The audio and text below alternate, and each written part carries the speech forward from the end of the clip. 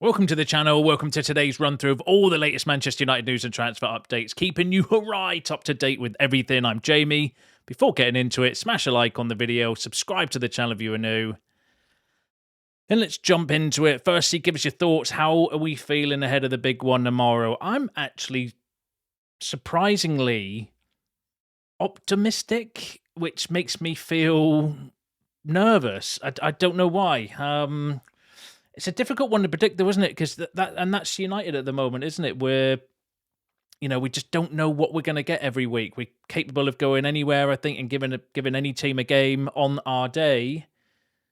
But then we're also capable of doing a Grimsby or a Brentford. So that's the worry, isn't it? We just don't know what to expect. But yeah, at the moment, I'm feeling quite positive regarding it, which is weird. Go to Anfield, we haven't won there in 10 years. Our record's horrific, but they're coming off of three losses as well after the international break. They've got a few injury problems potentially as well. So, but it just depends on which United turns up. Because, like I said last season, I thought it was arguably one of our games of the season when we went to Anfield, play really well. We're unlucky not to win it in the end, and I just hope we can replicate that form.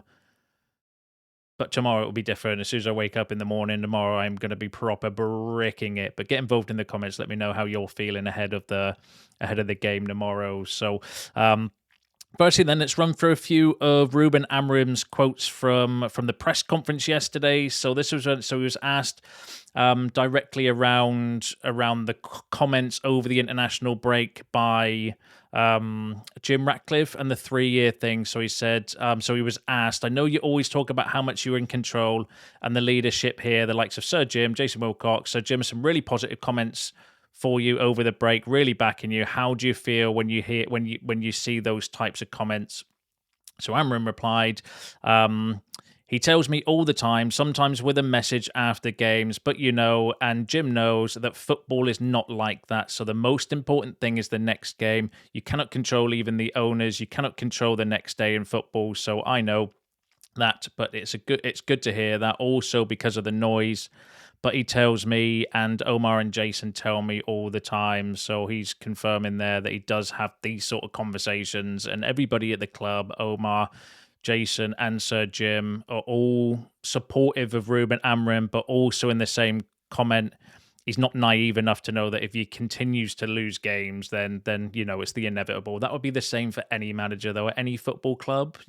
Like if Pep Guardiola lost 10 games in a row, I'm sure Man City would consider sacking him. So it's no different. Ruben Amorim's no different. He's not immune to being sacked just because Sir Jim's come out and said, well, he'll assess him after 3 years. It is still a results-based business, ultimately. But, at least maybe it'll put the noise to bed because, that's the one thing I would credit Ineos and that for throughout this situation is actually at least they're trying to be supportive, because for far often before that, when managers have had sticky spells and difficult periods, you've heard nothing from John Murter, Richard Arnold, Ed Woodward, those sort of characters would literally be radio silence. I mean, you've never had a peep from the Glazers anyway, so, they're not going to get involved and say anything because I don't even think they know what's going on at the club half the time. But, at least they're trying to do that, trying to create a supportive environment. And obviously it's still down to Amorim. We need to get some results, and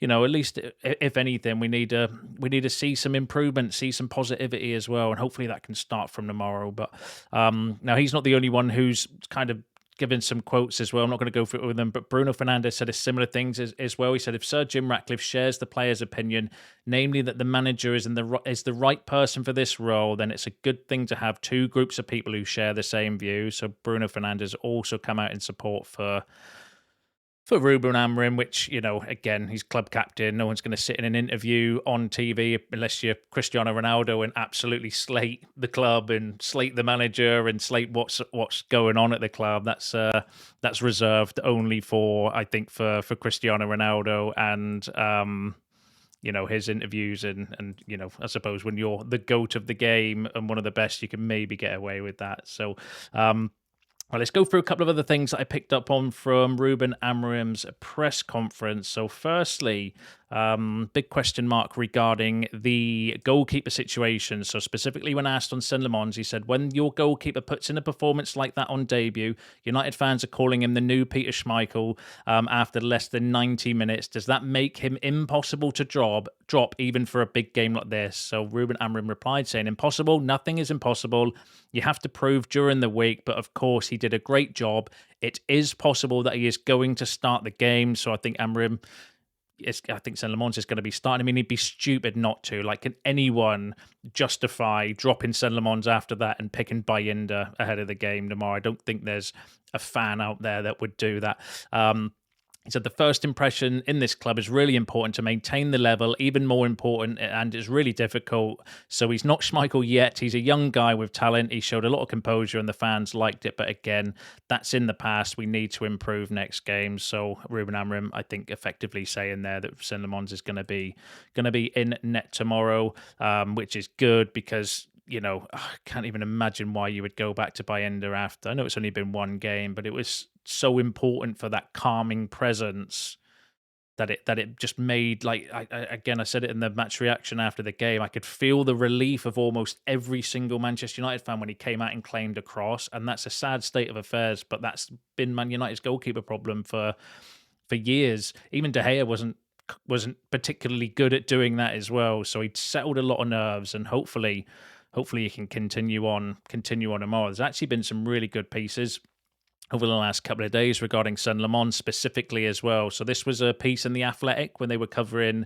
his background, his rise to obviously be now, well, essentially, hopefully anyway, be a Man United's number one goalkeeper. Did a really good piece around him, and they were talking about the time when he scored a goal for Antwerp as well in I think it was a youth game against Real Madrid. If you've seen the clips online where he came up for a corner, good header as well.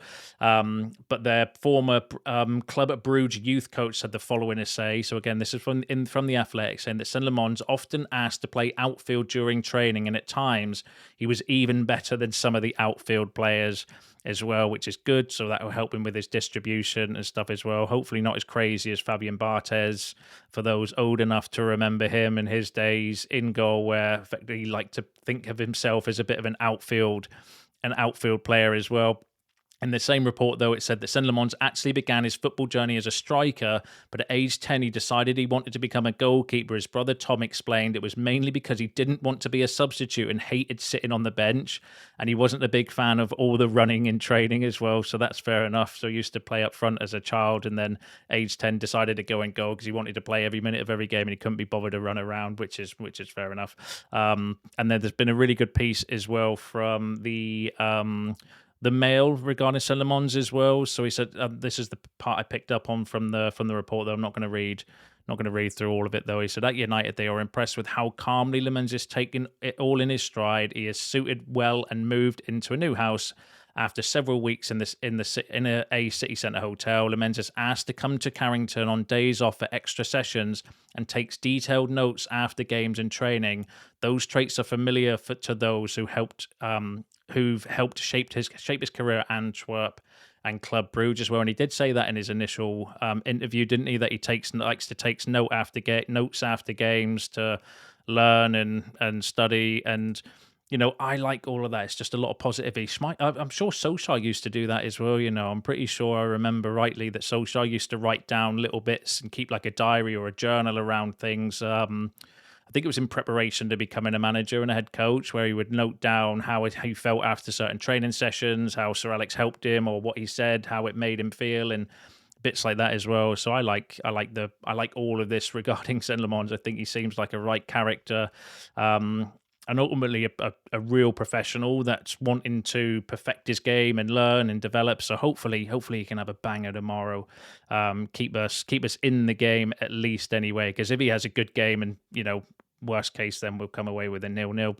If he stops everything going through to him. But yeah, I thought that was really interesting around Senne Lammens. And then the final bit from the press conference I just want to highlight is when he was asked again regarding Sir Jim's comments around the academy. So he was asked. Sir Jim was quite critical of the academy in his interview last week. He said the standards have slipped. You've been here nearly a year now. What's your assessment on the health of the United Academy? So I said, I think we can always improve.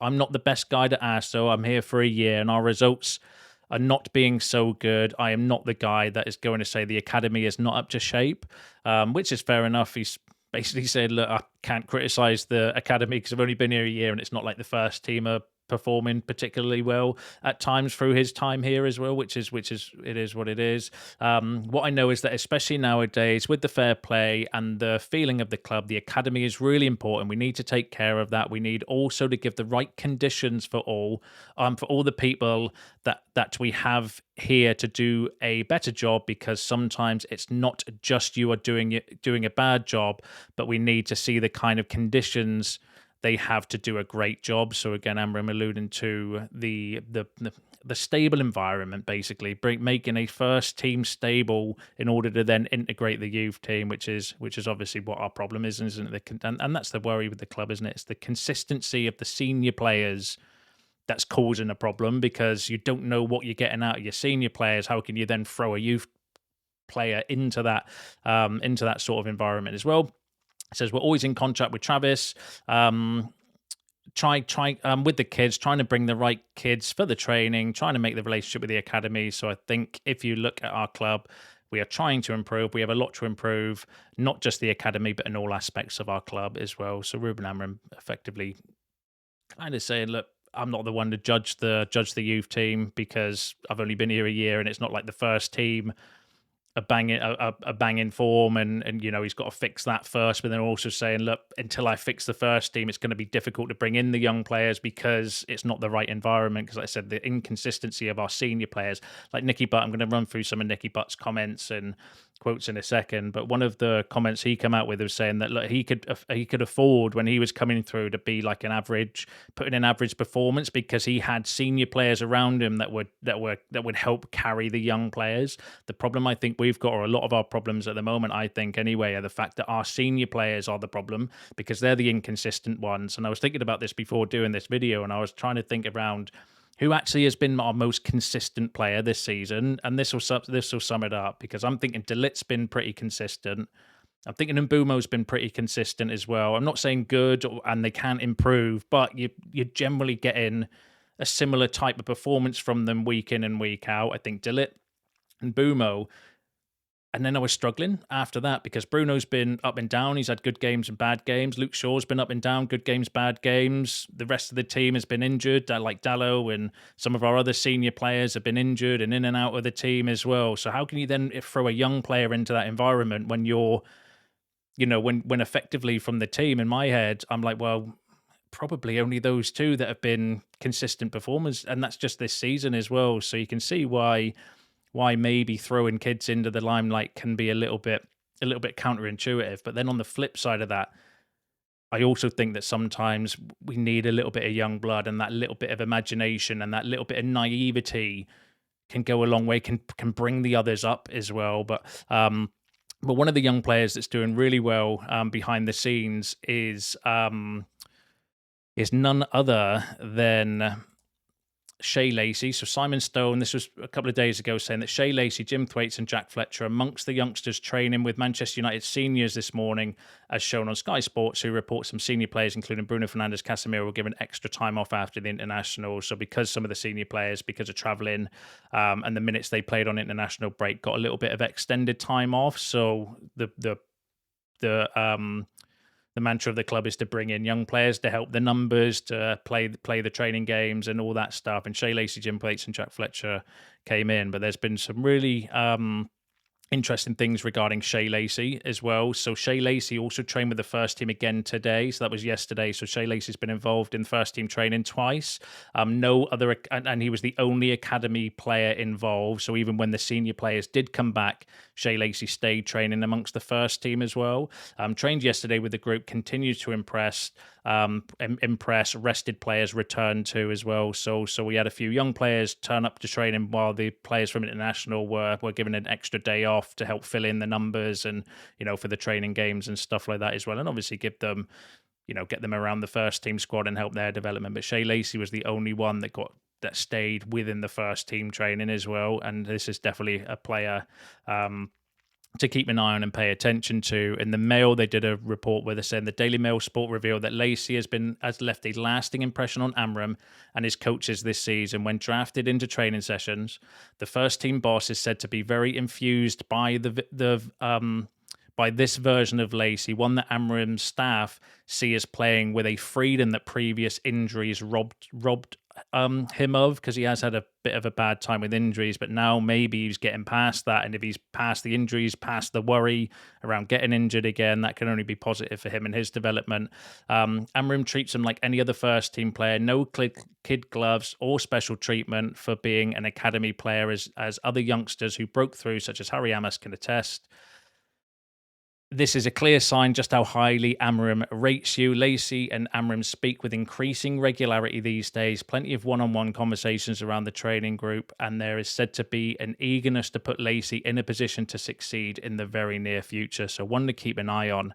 I think the next sort of young player to come through, potentially anywhere the youth team, seems like Shea Lacey's getting a little bit of support, a little bit of loving from from Ruben Amorim and being in and amongst the first team as well. But like Amorim said, we need to get the first team as a stable environment in order to bring through the young players. On the young players, though, Nicky Butt had the following to say regarding it. I don't know if you've seen this or not, but Nicky Butt, I'm sick to death of what he's hearing at Man United as Paul Scholes sticks boot in. So Nicky Butt has launched a scathing rant at Manchester United's academy and Ruben Amorim, with Paul Scholes agreeing that the Portuguese boss is on borrowed time. So what Nicky Butt was saying, so speaking to the Times, a angry Butt said, "I'm sick to death of hearing people at Man United's academy saying it's not about winning, it's about the experience. It fucking is about winning, because you've never won anything from 13 all the way up. Now you're expected to go and win at the first team. You've got to develop winners, because if you don't, you can't play for a big club like Man United, and that's the biggest thing I've noticed the academy over the last few years."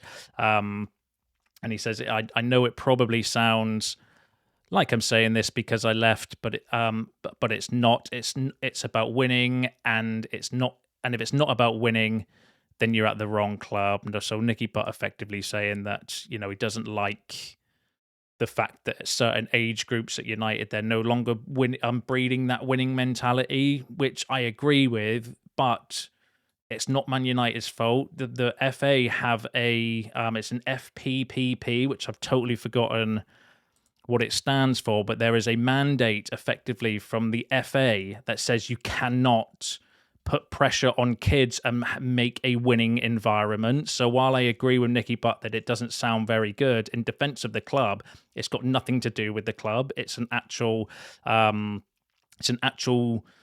like thing that we have to do for player development. So elite player performance plan introduced in 2012. The FA's development structure, which all Premier League academies must now follow, is built around long-term player growth, not short-term match results. The focus is on technical ability, tactical understanding, physical literacy, and psychological developments. Coaches are encouraged not to prioritize winning youth matches, but instead focused on learning outcomes. So while I agree with Nicky Butt saying, yeah, we need to breed a winning mentality at United through the youth ranks and stuff, and obviously it's clearly frustrating from him, it's not actually a Manchester United thing. That is a policy introduced by the FA in 2012, where for certain age groups you're not allowed to basically talk about winning. Like, they don't have leagues in certain age groups because it's just all about the player development and stuff, and that's a society thing in my opinion. I don't necessarily think it's entirely linked to Man United. I looked into it as well, and if United decided to go against that rule, they wouldn't be fined or punished, but they could potentially lower their status for the academy level could be lowered, in which case they'll lose funding and all sorts. So they have to abide by the rules. So I agree with Nicky Butt saying, yeah, that we're not breeding a winning mentality at a youth level, but it's not actually Manchester United's fault. That's just society, and the FA have decided that actually, we're going to make everyone winners. And it says more about that than it does at the club, which you can tell me what you think about that in the comments below. Just going back into that report though, because there were some interesting comments made around Ruben Amorim. Said, but also claimed that it's only a matter of time before Amorim is sacked, and claimed he would only have his own stubbornness to blame. So criticising his refusal to change his 3-4-2-1 system, he added, me if me and Scholesy were in charge, we'd say, right, our jobs are on the line. Jobs are on the line here, and we've got to get some wins somehow. And then he went on to say and it's not working, the system. So my thought would be, let's go and get 2 or 3 results any way we can. But he's gone so far now, he can't go back. He has made a rod for his own back. Does he think he can turn it around, or does he want to go back to Portugal or Spain or other club? I don't know the answer to that, but it's looking to me like it's going to happen sooner or later. The manager seems to be so obsessed with playing this way that if he keeps it up and does not win games, he won't have a chance to do it because he's going to be gone. That's a fact. So that goes against obviously what Sir Jim, Bruno, everyone was saying it. So Nicky Butt effectively saying, look, and I think some of you have been saying that in the comments as well, and probably will agree with Nicky Butt there. It is this stubbornness that's going to cause a problem, because if it's broken, try to fix it. If it's broken, carry on doing the same thing. But I did think he made a few tweaks against Sunderland, and I'm not necessarily bothered about the formation. It's the system within that formation. And for me personally, it's more about the player selection. That's the criticism I have around Ruben Amorim. It's the players that you are selecting to play in your system, because some of them don't suit it, and then you're playing them out of position.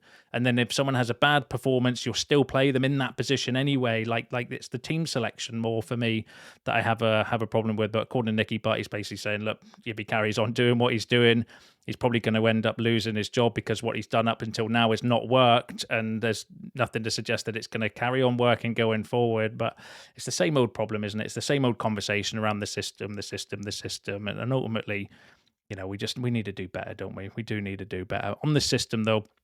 Delict disagrees. He says in modern football, even if you play a back four, almost all teams play by building with 3 defenders, and you do often and we do often defend with 4 defenders. It's always easy to say system this, system that, but in the end, it's always adaptable in the game. There's no situation where the system is always the same in the game. In that way of being flexible and in the structure, we have to find a way to get everything right and make everything happen. So this was an interview he did in the Telegraph, basically saying, look, the system's not the problem because the system's flexible. Because there were times against Sunderland we were defending in a 4-4-2. I noticed more than anything else, with Mbeumo and Sesko in the middle, and we had a 4-4-2. So it is variable. It's just like I said, it's the people that you are picking in the formation that I have an issue with Ruben Amorim. So hopefully we can, he can get that right going forward. But give us your thoughts and feelings on that in the comments below.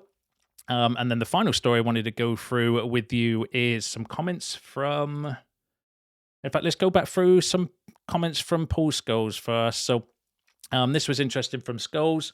Paul Scholes names 3 Man United stars who are finished ahead of Liverpool clash. So the former Man United midfielder Scholes has delivered a scathing verdict of 3 players at Old Trafford who he believes are not good enough to play for the club. And the players that he's so Manchester United legend Paul Scholes has blasted Harry Maguire, Luke Shaw, and Casemiro, and insisted all 3 are now not good enough to cope with the physical demands of the Premier League.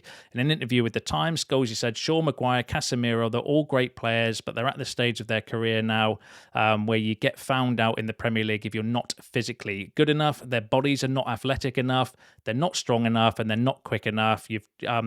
They've dropped to a level where they can't cope with what's needed in the Premier League. Every player in the Premier League is an absolute machine. They've got 5% body fat and can run. They're strong and they can head it. Manchester United are carrying 2 or 3 players that are not capable of living with it. So this goes back to, my issue at the minute with team selection. Consistently picking players like Luke Shaw, Casemiro. We know the problems within the team and the squad. I don't want to be downbeat ahead of a big game tomorrow. I want to keep the positivity going. But give us your thoughts on that, because I know some of you will probably agree with Paul Scholes on that as well, effectively saying, look, Luke Shaw, Harry Maguire and Casemiro are not good enough to be Premier League players anymore because they lack the physicality, they lack the athleticism, they lack the pace and everything like that within that you need to be a Premier League player now. And I think the evidence, I don't disagree with what Scholes is saying there, because we know Casemiro's legs have gone. Maguire's, like a tugboat sometimes trying to turn, and Luke Shaw, has been, Mr. Inconsistent himself. And as our senior player as well, and this is what I was saying, that goes back to what I said before around integrating the youth team. If your senior players are that inconsistent, how can you then bring through young players? Like, you need to get that core of senior players and first team players, up to standard, I think, first. But give us your thoughts and feelings on what Paul Scholes had to say regarding those players. Do you think that, do you agree? Do you disagree? Give us your shouts in the comments below. And the final story I want to go through with you is regarding Wayne Rooney's response to an interview that Marcus Rashford did. So former Manchester United captain Wayne Rooney doesn't believe the environment was to blame for Marcus Rashford being unable to perform consistently for the Red Devils. So Rashford is now flourishing on loan at Barcelona, and he said recently in an interview that it has been an inconsistent environment for a very long time. So I don't know if you saw that. There was an interview with Rashford. It was on ITV. I don't know if it got released or not, but it was doing the rounds on social media where he basically said, look, there was an inconsistent environment at United for a long time, and effectively pointing the finger at that as one of the reasons. I didn't see this full interview. It was only like a minute-long clip. So maybe if in the full interview, because context is important when it comes to certain statements and clips, but maybe he was looking at, maybe he did blame other things as well. But the key one was the inconsistent environment for a very long time. So Rooney's responded. So, however, speaking to the latest episode of the Wayne Rooney Show, Rooney said, "I think the environment hasn't been right, but it's not. But that is down to yourself. If you are not playing well, or you get left out the team, then I think it's easier to blame the environment. And whether that is right or wrong, I think that comes with how you apply yourself. In games we have seen with him where we know he can do more, we know he can run more, that is nothing to do with an environment. I might be wrong here. I really like Marcus as a lad and as a person, but I think that's an easy one to throw at people. And I agree with Wayne Rooney on that. So effectively what the... Really, between the lines, Marcus Rashford was in his interview, one of the things that he's blamed. Again, context is important on that. I don't know the full context. I've only seen that 1 minute long clip where he's basically saying that the environment was, it's hard to be consistent in an inconsistent environment, is what he was effectively saying. But Wayne Rooney's reply back is, well, yeah, you can blame the environment and stuff, but, does that mean, is that the reason why you didn't run, or you can't track back, or you look like you had a face like a slapped ass on the pitch? Because we watched that, we observed all of that happening, and I think, yes, the environment can be to blame for some things, but not things like that. What you'll do on the pitch is what players see. So stuff behind the scenes should be left behind the scenes. We don't know everything that's been happening at United behind the scenes, but what we do see is players putting in effort or not putting in effort on a weekend, and that's all I care about as a fan anyway, for me personally. And I saw Marcus Rashford effectively walking around and just letting players jog past him with ease consistently as well, and I don't think that's got anything to do with the environment. That's something with your, in my opinion anyway, that's your choosing not to do that. That's not, you're not being told to do that by anyone at Man United, I don't think, or any professional manager or coach or anyone wouldn't sit there and say, oh yeah, just don't bother tracking when we lose the ball, just stand around and watch what goes on the pitch. That doesn't happen, in my opinion. But give us your thoughts on that in the comments below. Give us your thoughts on all the other topics discussed in today's video, because that's you all up to date with the latest news and transfer updates. Don't forget to smash a like on the video on your way out. Subscribe to the channel if you are new. See you in the next one.